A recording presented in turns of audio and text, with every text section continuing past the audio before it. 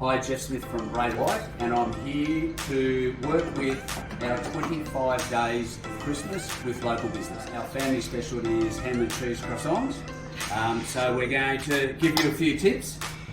I have to point out, I'm normally not the one cooking them at home. I'll just put an extra bit in there because we are cheese fans. Just there.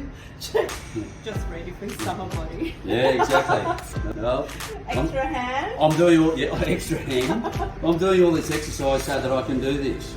Like it fresh or you like it toasted? I actually prefer them fresh, but my family love it toasted. Do that. Do you want me to toast it for you? Well, yeah, because I definitely don't know how to use it. Okay, you and me go. Oh, you don't know either? Everybody thinks. Preheat that, just in case I do decide to do it one day.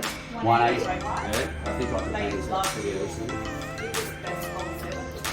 If I take these back. The question is whether or not they'll actually get back to the office. Extra ham. Oh yeah, oh don't worry, I'll make sure I've pitched I've made sure I've got the best one coming. Yeah.